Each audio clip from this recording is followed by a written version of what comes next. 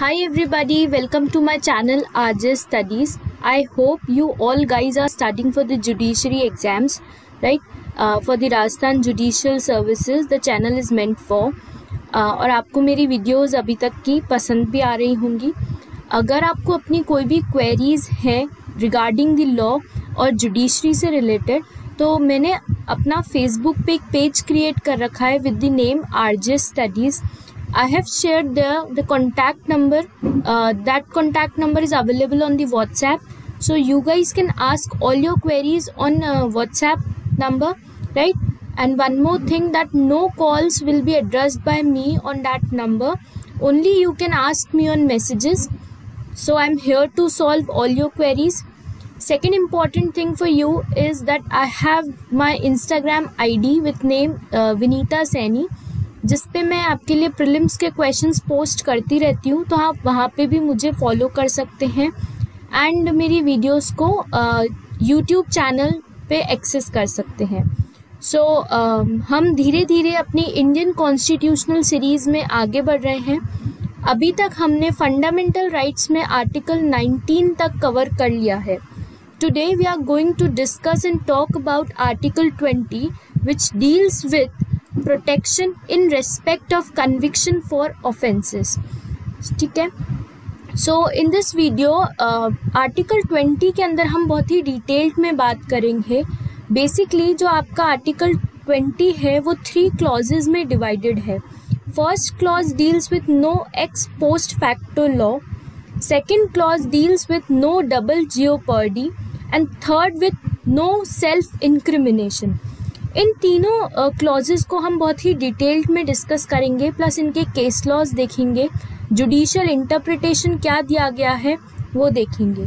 So I am reading this for you. We are starting with the introduction. Basically article 20 grants protection against arbitrary and excessive punishment to an accused person, whether citizen or foreigner. It contains 3 provisions. Introduction ये mention कर रहा है कि जो article 20 है वो क्या provide करता है, प्रोटेक्शन. किसके regarding? Against the arbitrary and excessive punishment. कभी भी किसी भी अक्यूज्ड को ज़्यादा पनिशमेंट दिया जाता है तो उसके रिगार्डिंग आर्टिकल 20 के अंदर उसको प्रोटेक्ट किया जाएगा. और ये वाला जो आर्टिकल है आपको सिटीजन्स को भी प्रोवाइडेड है एंड फॉरेनर्स को भी प्रोवाइडेड है. Right. Now we are discussing and dealing with clause 1 which deals with no ex post facto law. ठीक है. and it's a request to you all कि आप अपना बेयर एक्ट अपने साथ में रखें. सो हम जो बेयर एक्ट की लैंग्वेज है वो रीड करने वाले हैं. What is mentioned in the bare act? No ex post facto law, no person. Right. Mark the word person. तभी अगर हम पर्सन ले रहे हैं तभी हम सिटीजन्स और फॉरेनर्स दोनों को इंक्लूड कर पाएंगे. Right? No person shall be convicted of any offence except for violation of a law in force at the time of the commission of the act charged as an offence. जब वो offence charge किया गया है यानी charges लगे हैं. और ये जो charge word है हम CRPC में पढ़ते हैं. Right? Now next part. देखिए अब हमने जो अपना क्लॉज है इसको 2 पार्ट्स में डिवाइड किया है. मैंने आपके लिए फर्स्ट पार्ट रीड कर दिया है. Now the second part starts with nor be subjected to a penalty greater than. जो भी पेनल्टी उसको लगी है, उसको प्रोवाइडेड है पनिशमेंट में, वो ज़्यादा नहीं होगी. Greater than that which might have been inflicted under the law in force at the time of the commission of the offence. Right. Basically हमने क्लॉज 1 को 2 पार्ट्स में डिवाइड कर दिया है.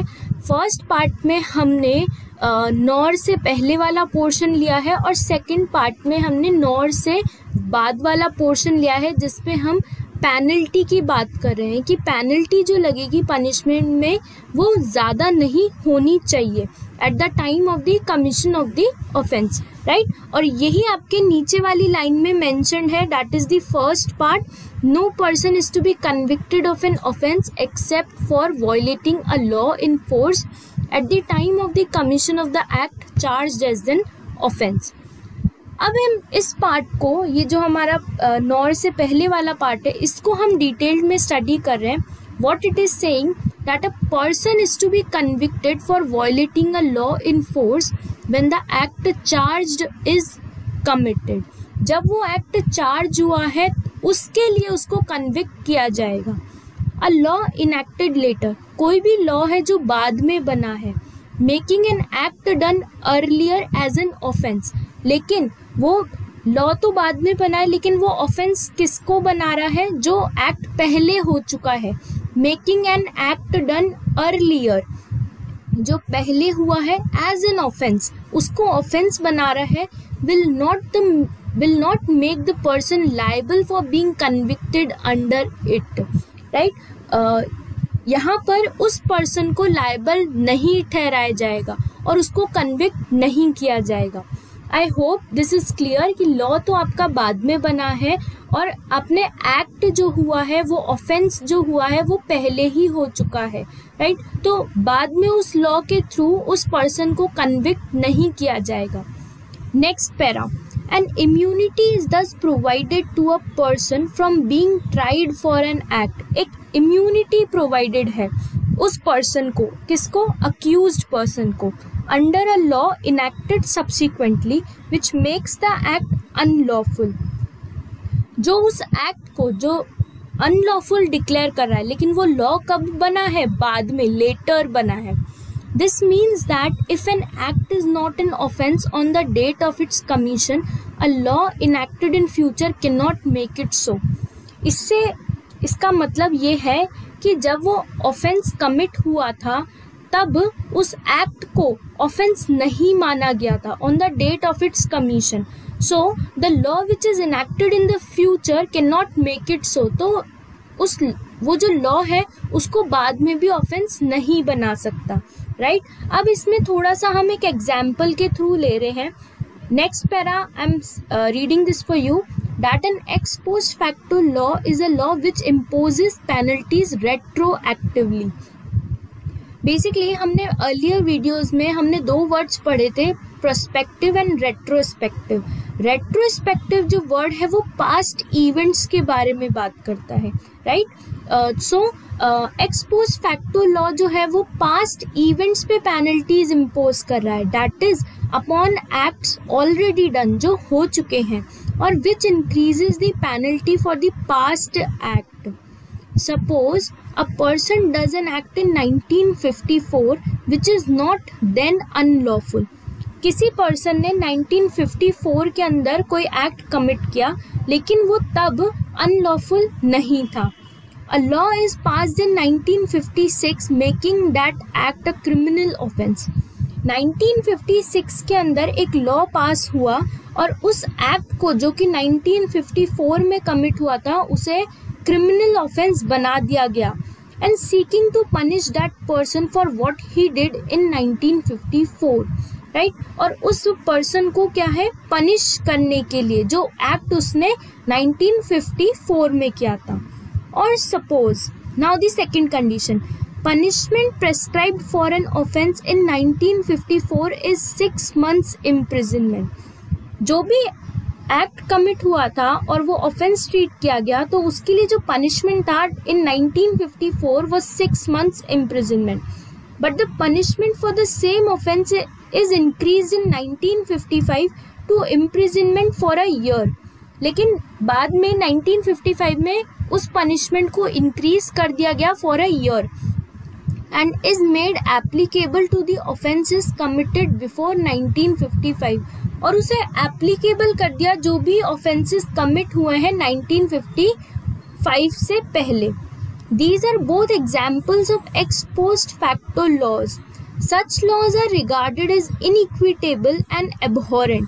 ये जो भी लॉ ऐसा बनेगा, that law will be considered as a inequitable and abhorrent to the notions of justice, and therefore there are constitutional safeguards against such laws. और ऐसे कोई भी जो लॉ बन रहे हैं उनके रिगार्डिंग कॉन्स्टिट्यूशनल सेफगार्ड्स आपको प्रोवाइडेड है. So this article is providing a constitutional safeguard regarding that law. Got it? यहाँ तक आपको क्लियर हुआ? नेक्स्ट स्लाइड में हम फर्दर इसके लिए रिगार्डिंग बात कर रहे हैं that the limitation is imposed only on criminal laws and not on civil laws और टैक्स लॉज। ये जो भी लिमिटेशन प्रोवाइडेड है, जो भी हम आर्टिकल की बात कर रहे हैं, ये लिमिटेशन जो है ये आपको सिर्फ क्रिमिनल लॉज पर ही प्रोवाइडेड है, ये सिविल लॉज और टैक्स लॉज के ऊपर एप्लीकेबल नहीं होती है, राइट।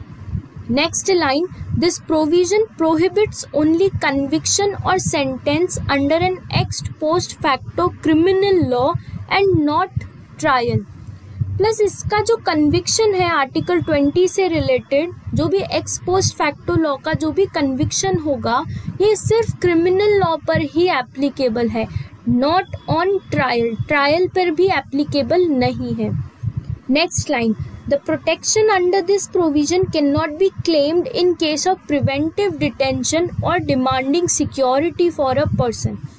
इस आर्टिकल के अंदर जो भी प्रोटेक्शन मांगी जा रही है लॉज के अंदर, ये जो भी है आपको प्रिवेंटिव डिटेंशन के टाइम पर ये एप्लीकेबल नहीं होगा। This provision can not be claimed, right, in the case of preventive detention. और अगर किसी पर्सन के लिए आप सिक्योरिटी डिमांड कर रहे हो तब भी ये प्रोविजन एप्लीकेबल नहीं होगा, राइट। फर्दर ये जो क्लॉज है इसके अंदर हमारा ऑफेंस वर्ड आ रहा है, तो हम जो ऑफेंस वर्ड जो आर्टिकल 20 के अंदर मेंशन्ड है वो डिफाइंड नहीं है, बट उसका डेफिनेशन हम कहाँ से ले रहे हैं, section 3 subsection 38 of the general clauses act, right? So next para is saying that the word offense used in article 20 is not defined in the constitution. Section 3 subsection 38 of the general clauses act defined offense as any act or omission made punishable by any law for the time being in force। offense क्या है, कोई भी एक act या किसी omission को बोल रहे हैं जो कि क्या है, पनिशेबल है लॉ के अंदर for the time being in force, उस टाइम पर, right. Next para, article 20 relates to the constitutional protection given to persons who are charged with a crime before a criminal court. Basically आपका article 20 हमने बात करी कि ये criminal laws पे लगता है, तो ये एक कॉन्स्टिट्यूशनल प्रोटेक्शन प्रोवाइड कर रहा है किन पर्सन्स को, जो कि जिन पर चार्जेस लगे हैं क्रिमिनल कोर्ट के अंदर, right. The word penalty in article 20 clause 1 is used in the narrow sense. Article 20 के अंदर जो वर्ड पेनल्टी है वो बहुत ही नैरो सेंस में लिया गया है, as meaning a payment which has to be made or a deprivation of liberty which has to be suffered as a consequence of finding that the person accused of a crime is guilty of the charge। जो भी payment है, penalty का जो भी payment है वो किस तरीके से लगाया जा रहा है कि एक पर्सन की लिबर्टी को अफेक्ट कर रहा है, which has to be suffered, right, as a consequence of finding, right। और जो पर्सन है उसको इस तरीके से लगाया जा रहा है पेनल्टी को कि भाई जो पर्सन है, जो अक्यूज्ड पर्सन है, is guilty of the charge. I hope I am able to clear this. Next slide के अंदर हम सेकंड पार्ट की बात कर रहे हैं। ये सेकंड पार्ट क्लॉज 1 का ही पार्ट है, नॉर के बाद वाला पार्ट, जिसमें हम पेनल्टी की बात कर रहे हैं। So I am reading this for you. It immunizes a person from a penalty greater than what he might have incurred at the time of his committing the offence. Thus, a person cannot be made to suffer more by an ex post facto law than what he would be subjected to at the time he committed the offence.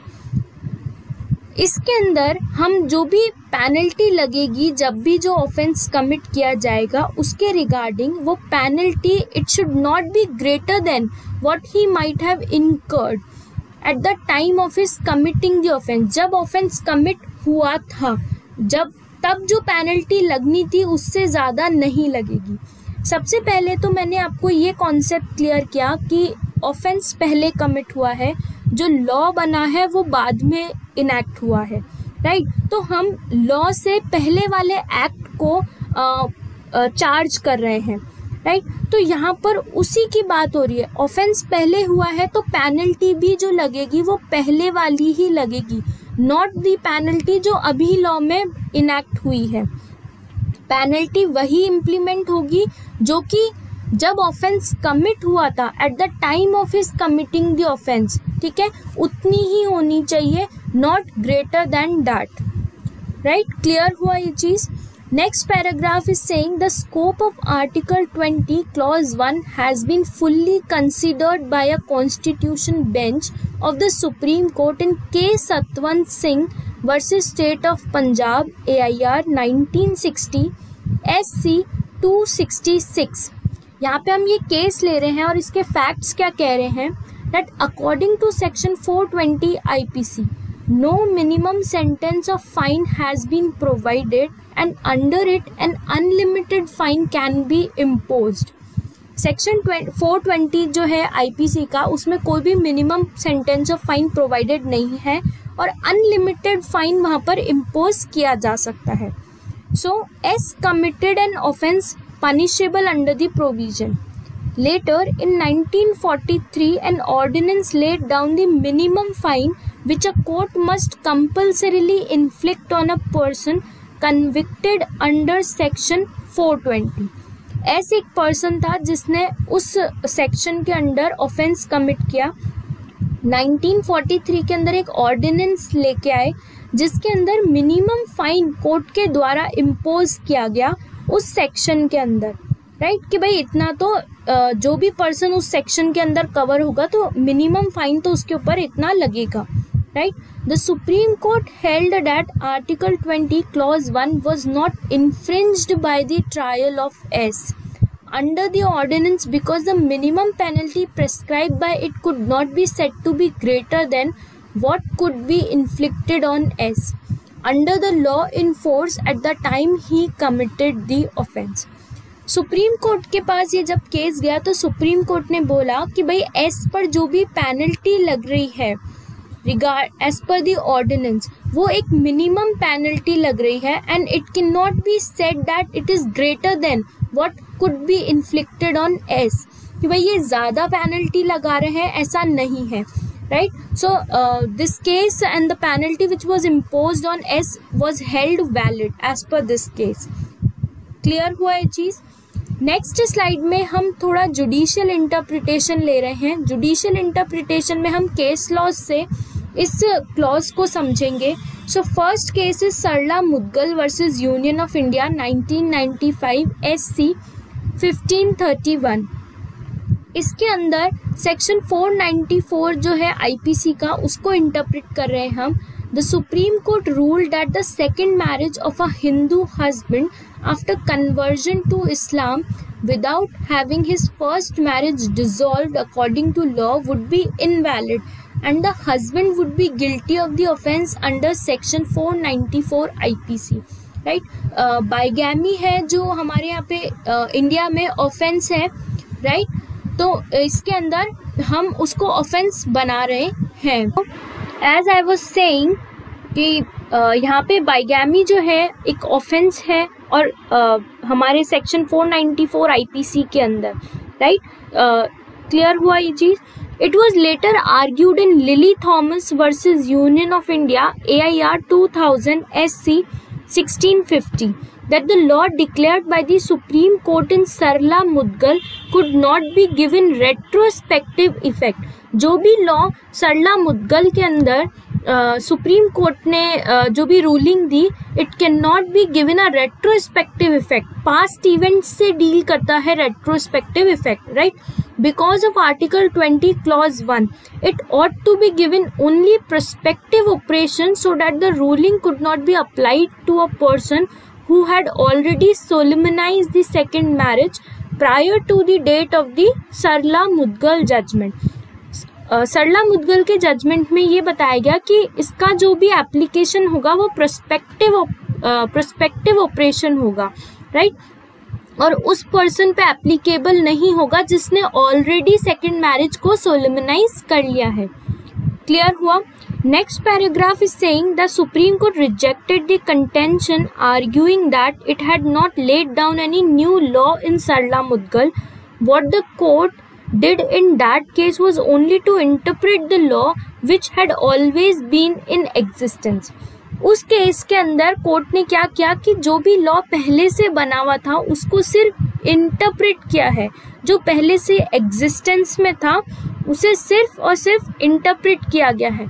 It is the settled principle that the interpretation of a provision of law relates back to the date of the law itself and can not be perspective from the date of the judgment because the court does not legislate but only interprets an existing law. जो भी इस case के according हम जो prospective application कर रहे हैं वो जब से लॉ बना हुआ है तब से हम प्रोस्पेक्टिव उसका ऑपरेशन लेंगे, ना कि जब से डेट ऑफ द जजमेंट आया है. I hope this case is clear to you. Second clause में हम नो डबल जियोपर्डी की बात कर रहे हैं. बेसिकली नो डबल जियोपर्डी के अंदर ये कहा गया है कि that no person shall be prosecuted and punished for the same offence more than one. Right, यहाँ पर आपको दो वर्ड्स मार्क करने हैं, एक तो प्रोसिक्यूटेड, एक पनिश्ड. यहाँ पे हम कन्विक्शन वर्ड नहीं ले रहे हैं. राइट, इसके अंदर इससे मतलब ये है अगर किसी पर्सन को पहले कन्विक्ट किया गया है तो उसे दोबारा कन्विक्ट किया जा सकता है, लेकिन अगर किसी को प्रोसिक्यूट कर दिया है आपने और पनिशमेंट भी मिल गया है तो उसको उसी सेम ऑफेंस के लिए दोबारा प्रोसिक्यूट और पनिश नहीं किया जाएगा. तो यहाँ पर आपको 3 वर्ड्स मेंशन करने हैं, conviction, prosecution and punishment. All these 3 words are distinguished, इनको अलग अलग से पढ़ना है. Right, so this clause is saying the protection against double jeopardy is available only in proceedings before a court of a law or a judicial tribunal. Double jeopardy जो है वो कहाँ पे अवेलेबल है आपको, जो भी प्रोसीडिंग्स कोर्ट के सामने है और जुडिशियल ट्रिब्यूनल के सामने है. In other words, it is not available in proceedings before departmental or administrative authorities as they are not of judicial nature. ये डबल जियोपर्डी का जो कॉन्सेप्ट है ये डिपार्टमेंटल और एडमिनिस्ट्रेटिव अथॉरिटीज के सामने एप्लीकेबल नहीं है, because those authorities are not of judicial nature. The roots of the doctrine against double jeopardy are to be found in the well-established maxim of the English common law. वो maxim क्या है? Nemo dabit bis vexari, meaning that a man must not be put twice in peril for the same offense. एक person को एक से ज़्यादा बार same offence के लिए पेरिल यानी जेल नहीं भेजा जा सकता. Got it? So this maxim you have to quote in your judiciary exams. It is very important अगर ये concept आता है, and this article specially is very important as per the judiciary. Right? So mark this maxim, nemo dabit bis vexari. Next paragraph is saying that when a person has been convicted for an offence by a competent court, the conviction serves as a bar to any further criminal proceedings against him for the same offence. The idea is that no one ought to be punished twice for one and the same offence. If a person is indicted again for the same offence in a court, he can plead as a complete defence his formal acquittal or conviction, or as it is technically expressed, he can take the plea of autrefois acquit or autrefois convict. Both these words are very important, acquittal and conviction. Right? So mark these words. I have already mentioned कि एक भी person को same offence के लिए दोबारा से punish नहीं किया जाएगा. That is the whole and sole basic meaning of this concept, no double jeopardy. Right?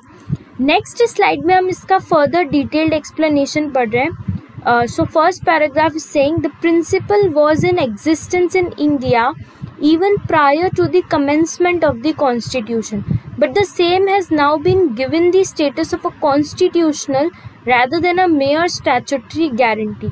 ये जो कॉन्सेप्ट था ये बहुत ही पहले से एग्जिस्टेंस में था इंडिया में prior to the commencement of the constitution, लेकिन पहले इसको एक नॉर्मल स्टेटस दिया गया था। जब हमारा कॉन्स्टिट्यूशन बना तब हमने इसे एक कॉन्स्टिट्यूशनल स्टेटस दिया गया है, right. Next paragraph, the ambit of article 20 clause 2 is narrower than the English और the American rule against double jeopardy. The Indian provision enunciates only the principle of autrefois convict but not that of autrefois acquit। Indian provision जो है no double जियोपर्डी का वो narrower है English और American rule से। Indian provision के अंदर only principle of ऑट्रेफॉइस convict की ही बात की जाती है और ऑट्रेफॉइस एक्विट की बात नहीं की जाती है। The rule of autrefois acquit is not incorporated in Article 20 Clause 2. Article 20 Clause 2 may be invoked only when there has been prosecution and punishment in the first instance.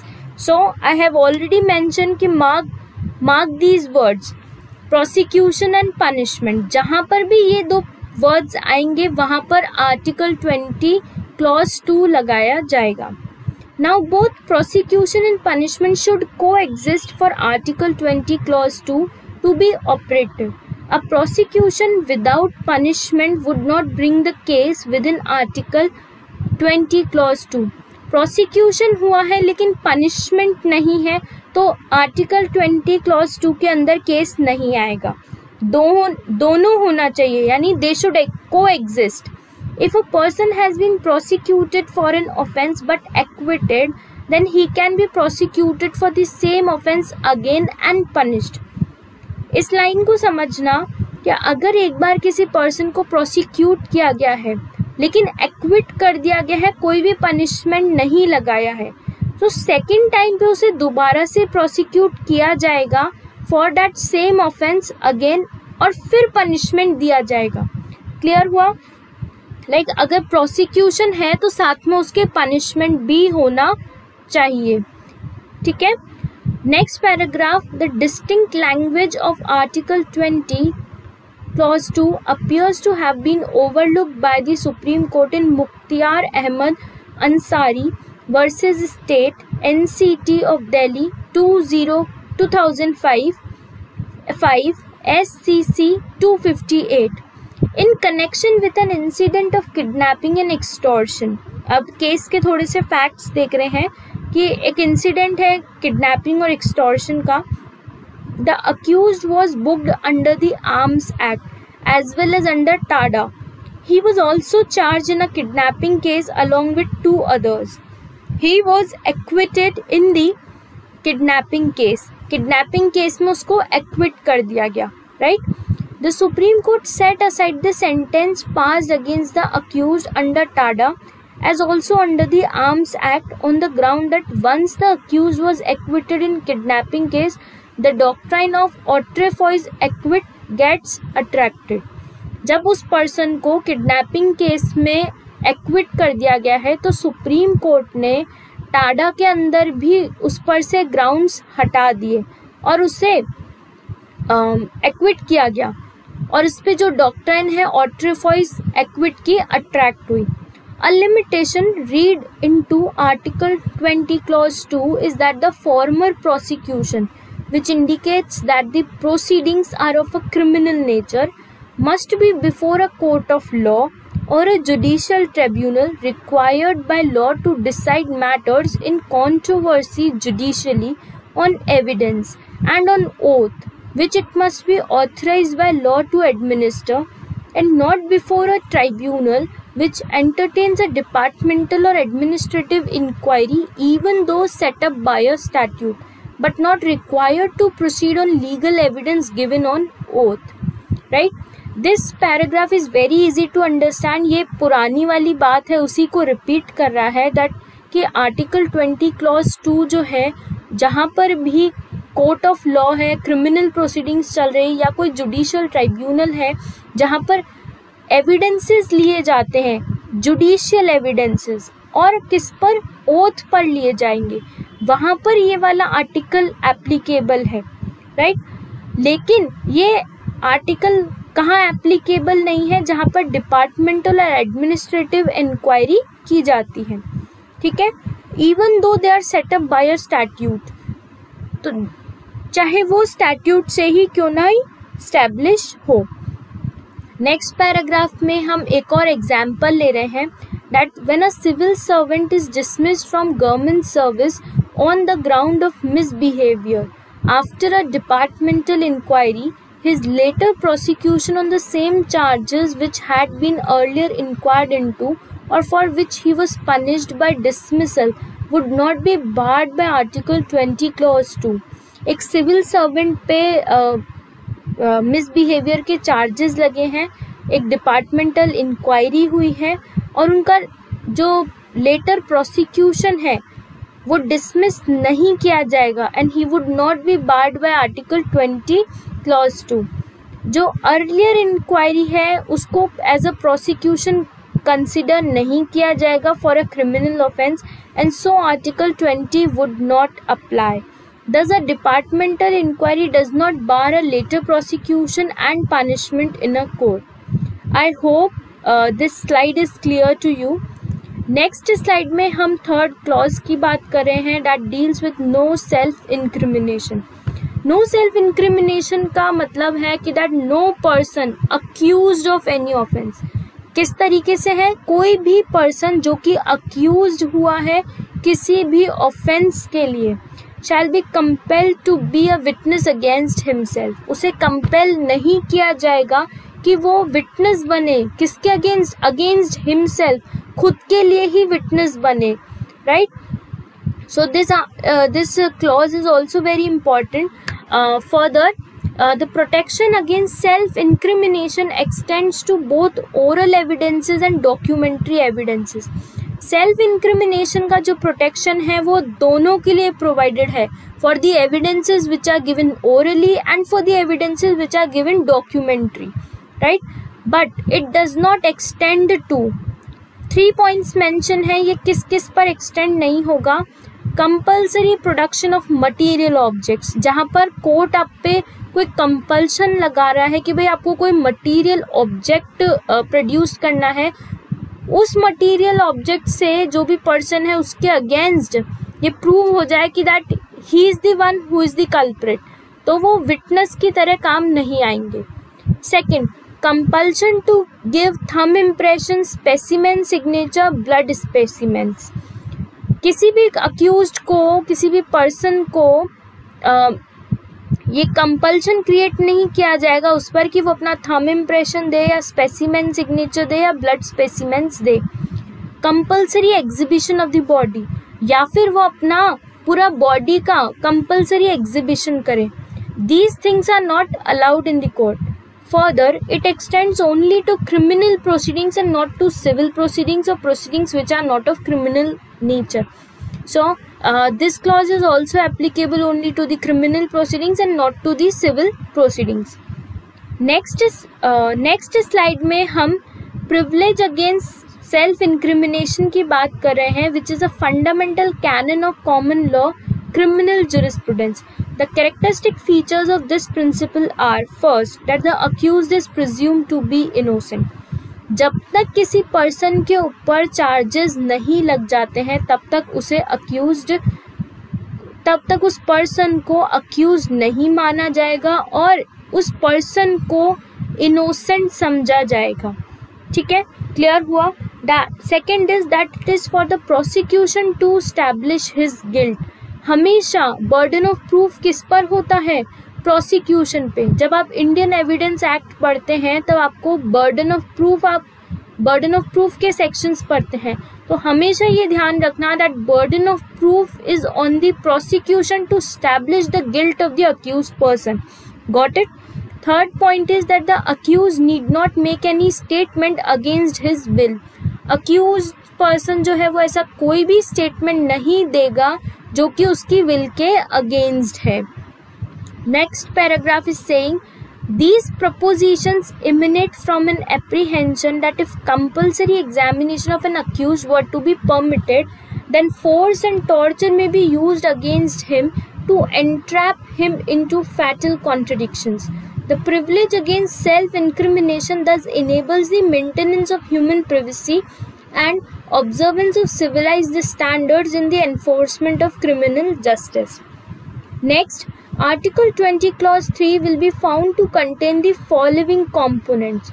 Article 20 Clause 3 को जब भी आपको applicable करना है तो उसमें क्या क्या होना चाहिए?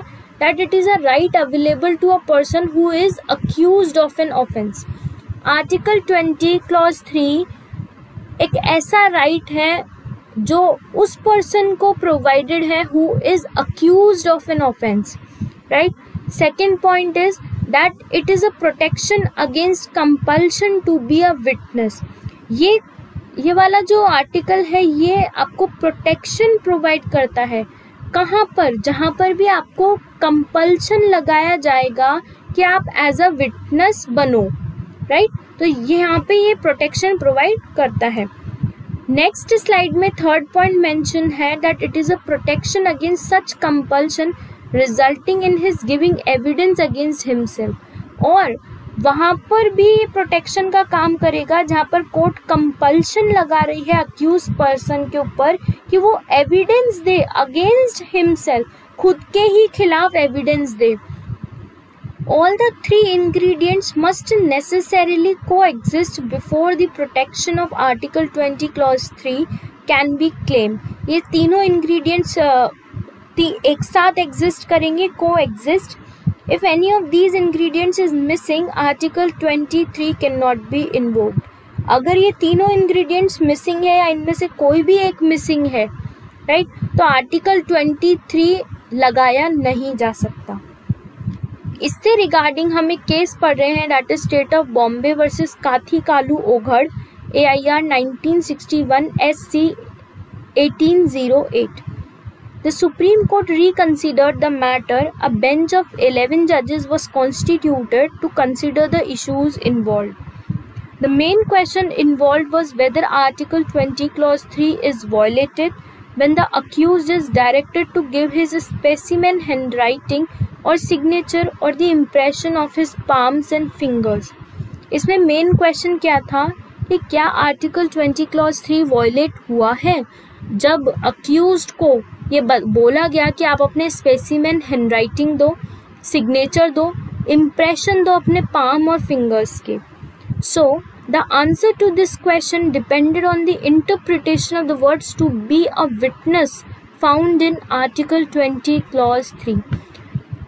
हमें इस क्वेश्चन का जवाब देने से पहले हमें ये जो वर्ड्स हैं टू बी अ विटनेस इसको कंसिडर करना होगा. इनको इंटरप्रेट करने के बाद ही हम इस क्वेश्चन का आंसर दे पाएंगे.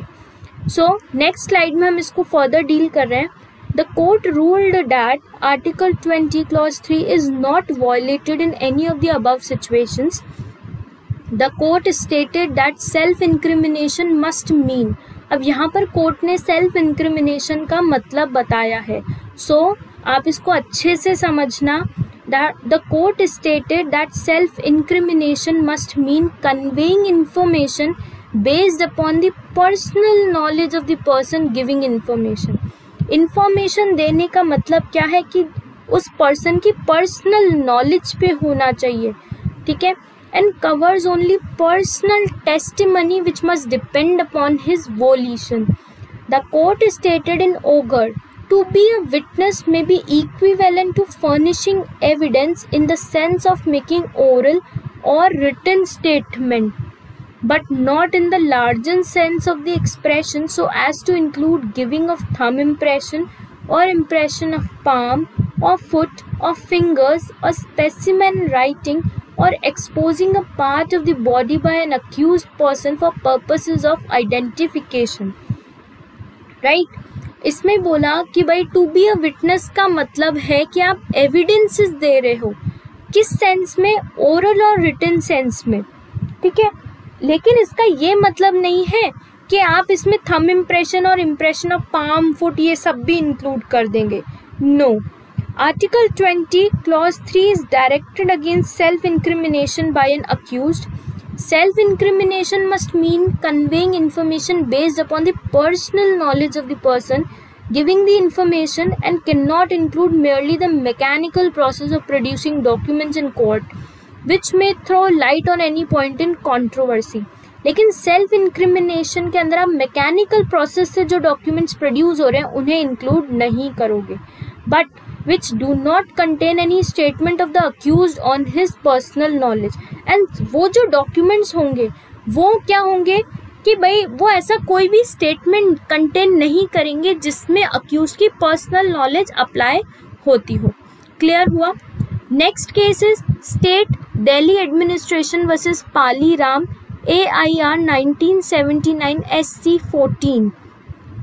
इसमें हम section 73 of Indian Evidence Act को कंसीडर कर रहे हैं, which authorises a court trying a criminal case in the interest of justice to direct the accused person appearing before it to give his sample writing for comparison. कि इसमें accused को ये direct किया गया जो कि कोर्ट में appear था कि वो अपनी सैम्पल राइटिंग दे कंपैरिजन करने के लिए. In the interest of justice, the court can direct an accused person appearing before it to give his sample writing to enabling the same to be compared by a handwriting expert approved by the court.